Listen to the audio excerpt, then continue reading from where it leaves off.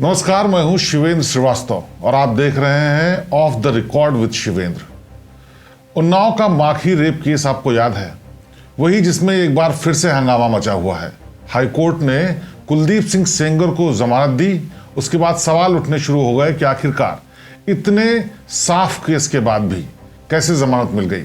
संघर्ष शुरू हुआ, विरोध प्रदर्शन और सीबीआई की इड़ी जुटी के जोर के बाद आखिरकार फैसला यह आया कि सुप्रीम कोर्ट ने हाई कोर्ट के आदेश को रोक दिया। इसमें रेप केस के दोषी कुलदीप सिंह सेंगर अभी जेल में ही रहेंगे। उन्होंने जो स्टे पाया था हाई कोर्ट से, उसको रोक दिया गया है। अभी कुछ दिन पहले ही 23 दिसंबर को हाई कोर्ट ने यह कहा था कि इनको जमानत दी जाती है क्योंकि ये उम्र कैद की सजा पा रहे हैं और जो तमाम धाराएं हैं और सबूत हैं वो नाकाफी हैं कि उनको सजा दी जाए। जिसके बाद ऐसा लगा था कि कुलदीप सिंह सेंगर के बुरे दिन खत्म हो गए हैं और अब वो बाहर जेल से आ जाएंगे।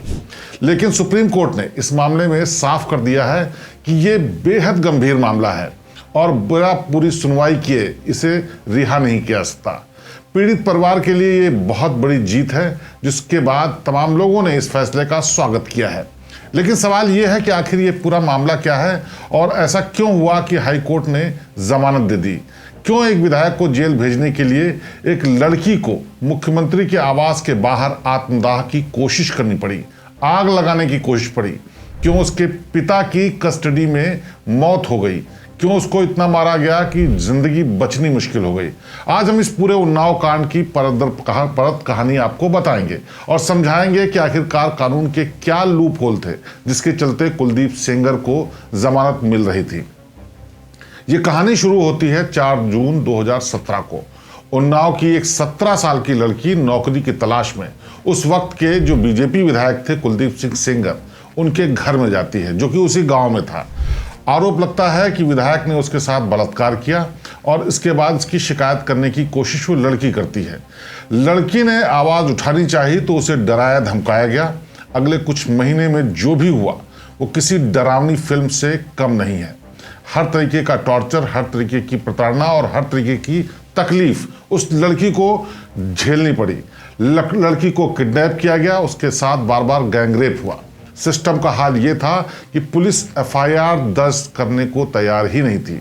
मामला तब चर्चा में आया जब सबसे हारकर 8 अप्रैल 2018 को इस लड़की ने फैसला किया अपनी जिंदगी को खत्म करने का, वो भी लखनऊ में मुख्यमंत्री आवास के सामने।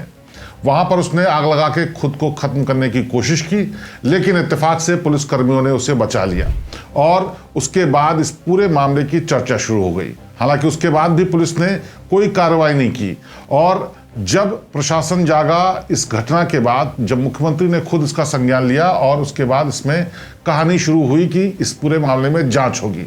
लेकिन आगे की कहानी और भी डरावनी है, इतनी डरावनी कि परिवार को, पीड़िता के परिवार को खत्म करने की हर संभव कोशिश की गई।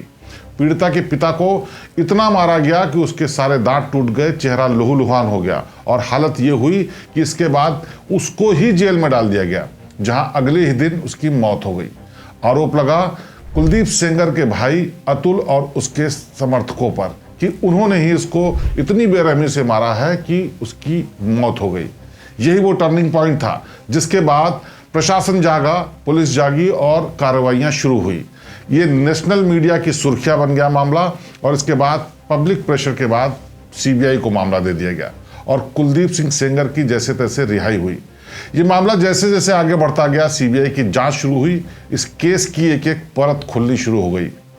ये केस केवल एक रेप केस नहीं था, बल्कि एक भयानक साजिश का हिस्सा था। पता चला कि पीड़ित लड़की को नौकरी के बहाने बहला फुसलाकर लाया गया और उसके साथ रेप किया गया। इसमें आरोपी शुभम सिंह और अवधेश तिवारी जैसे नाम भी साथ में आए, जो कि अतुल सेंगर के दोस्त थे, और उनके साथ साथ विधायक के और भी करीबियों के नाम आए जिन्होंने गैंगरेप किया और उसको प्रताड़ित किया। इस लड़की की जिंदगी को नरक बना दिया गया, लेकिन संघर्ष यहां भी खत्म नहीं हुआ। जुलाई 2019 में जब पीड़िता अपने वकील और परिवार के साथ गाड़ी में जा रही थी, उसको एक ट्रक ने टक्कर मार दी। टक्कर इतनी जबरदस्त थी कि लड़की के दोनों रिश्तेदार की मौत हो गई। लड़की किसी तरह से बच गई लेकिन घायल हो गई और ट्रक की जो नंबर प्लेट थी वो भी काले रंग से रंगी हुई थी। साफ था कि साजिश आरोपियों की तरफ से ही की गई है। इस हादसे में पीड़ित के जो 2 रिश्तेदार मरे, उसके बाद जांच और आगे बढ़ी और पीड़िता अस्पताल में अपना इलाज कराने लगी। जिंदगी और मौत के बीच झूल रही थी। उस समय पूरा देश जानना चाहता था कि आखिरकार एक लड़की को चुप कराने के लिए कितनी हदें पार की जाएगी। क्या रसूख वाले लोग इस तरह से कानून को, न्याय को और किसी पीड़िता को दबा देंगे? अंत में सुप्रीम कोर्ट को इस पूरे मामले में दखल देना पड़ा।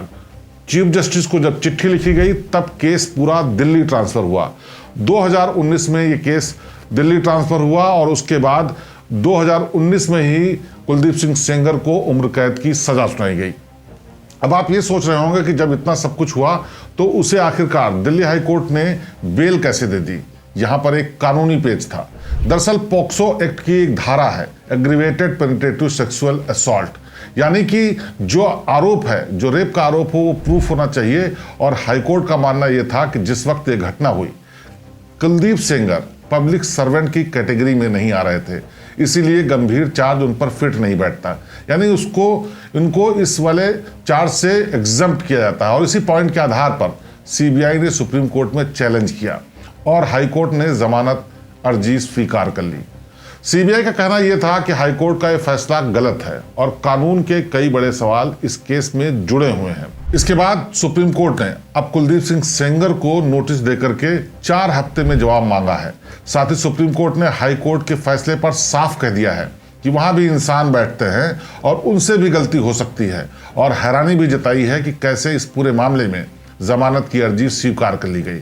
यानी फिलहाल सेंगर सलाखों के पीछे ही रहेगा। इस केस ने भारतीय राजनीति और न्याय व्यवस्था पर कई गहरे घाव छोड़े हैं और कई सवाल भी छोड़े हैं।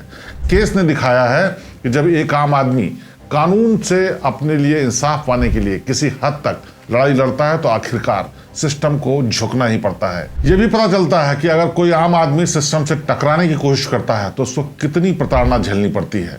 परिवार के सदस्यों को खोना, धमकियां मिलना और सालों साल तक कोर्ट के चक्कर काटना, ये पूरा केस इसकी बानगी है।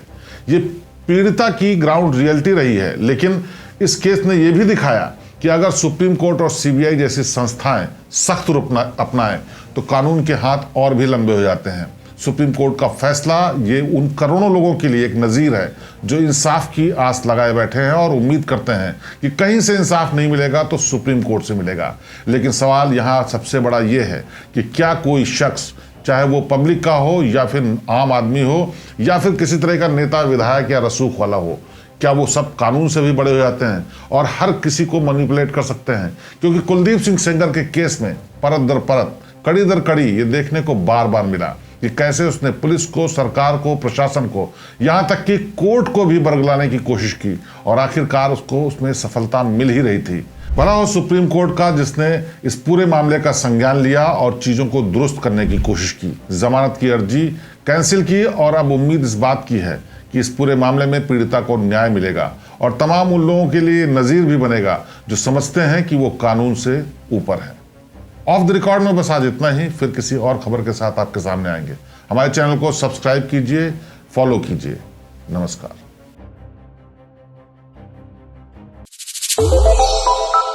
श्रेष्ठ भारत पर खबरों से जुड़े रहने के लिए चैनल को सब्सक्राइब और लाइक करें, बेल आइकन दबाएं और देखते रहें श्रेष्ठ भारत।